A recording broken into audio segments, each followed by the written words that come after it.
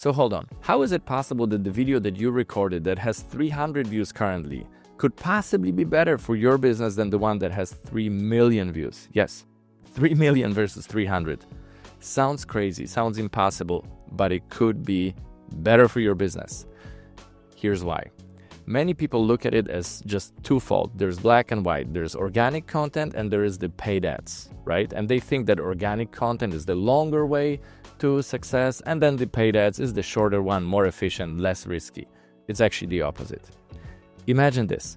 The one piece of content that you record, let's say you hired a marketing agency and they created a video for you using some kind of a similar structure to everybody else because they tell you, we know what's working.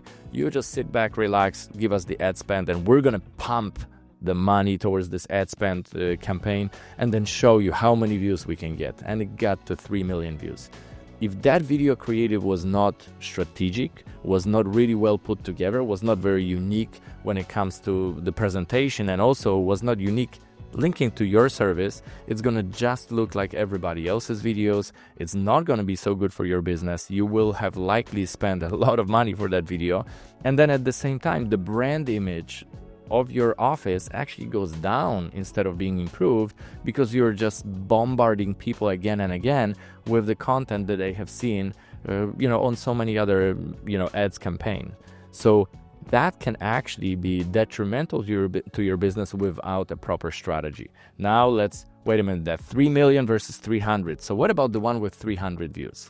So let's say, hypothetically, before you recorded a video, you actually met with somebody to strategically think what type of a video is good for you and why. Instead of focusing on just one ROI, return on investment, right? I recorded a video actually about having 5 versus just 1 ROI. So instead of just focusing on leads or new patients in or just views or just one metric, really focusing on 5 different ways that the video can give you and your patients multiple ways to get value from it, right? So let's say you recorded that video strategically. You published this without any ad spend, and maybe your social media is not that good that organically, unfortunately, 3 million didn't happen. 300 views only. But here is an interesting component. That video is there for you as an asset. So that asset you can then email to your patient base. Maybe you have 10,000 patients in your database. You can also use that video to repurpose it. If it was recorded strategy, that video could have, again, 5 different ROIs. So one of them could be educating people on a subject, your service, or a problem, or an approach that you have that is very unique. Then another ROI could be, maybe you recorded the video with a collaborating partner and is giving them value. Maybe that was a podcast interview. The third ROI could be that video is actually saving you time, because it could be a video, something like, before you get X, Y, and Z procedure, watch this video because it's going to help you get better results. Now people are actually learning about your procedure, learning about your approach, building trust between your office and yourself, and themselves, and then that's serving that purpose. It also could be saving you time, and time is sometimes way more important for healthcare providers than money. If you're on a certain level, you know what I'm talking about. You need to be able to save time, and that video, if it's recorded strategically, can be saving you time, because your front desk could be sending that video to a patient prior to a specific type of an appointment. And it's also strategically placed in the customer/patient journey, so you know exactly who should receive it, when, and how it should be delivered to them. So let's say that scenario, coming back, 3,300,000. In the 3 million scenario, you had to spend a enormous amount of money comparatively.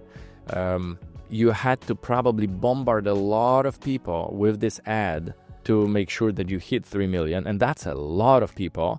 And many times, if you do it without a brand, without a solid brand, if the campaign wasn't strategic, you will only get the tire kickers. People who are responding to a specific offer that, by the way, could be so salesy that they, the right customer that you're actually looking for is looking at the ad and say, I don't want this doctor.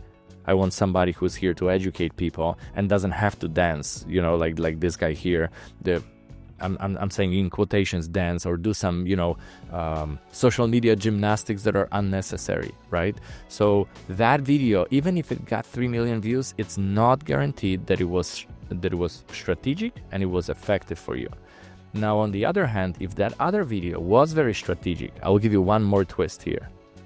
If it was strategic, if it is serving you, if it is valuable to your patients, to your office, if it is bringing you people, if it gets comparatively more social media engagement than some other videos, and if your social media is on a smaller level, maybe it's not the 3 million level, but you got the 300 views I mentioned in comparison with 50 views that the other videos got.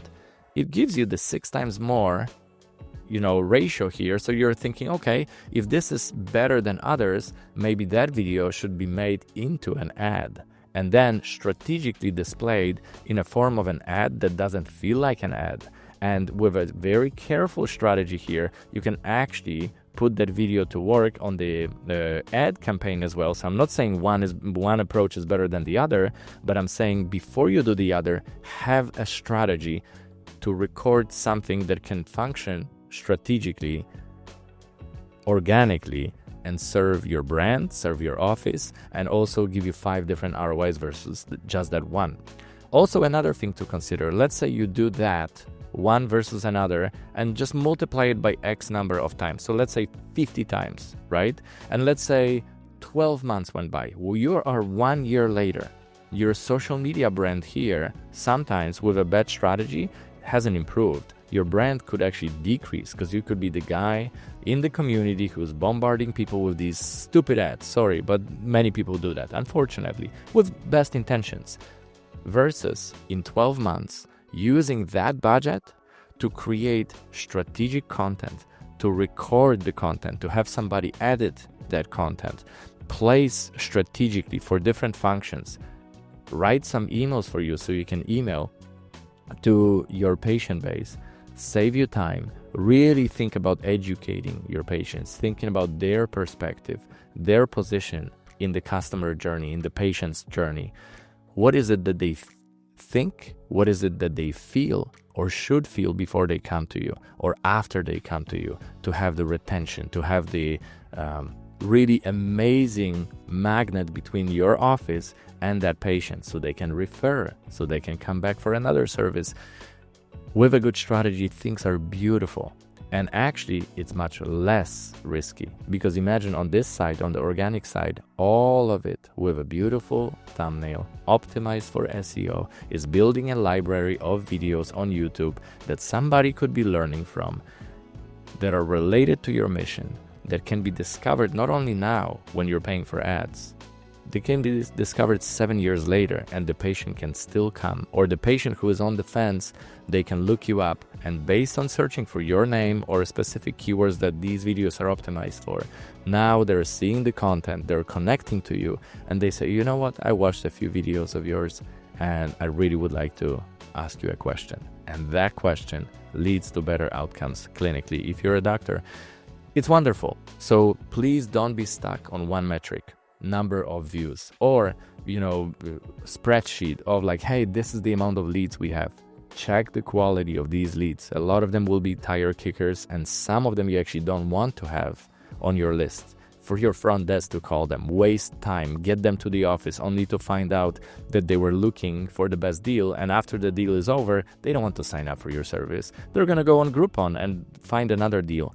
And the real patients, the ones who need your support, they were actually researching a little bit deeper. They clicked on the Facebook or Instagram account that published the ad.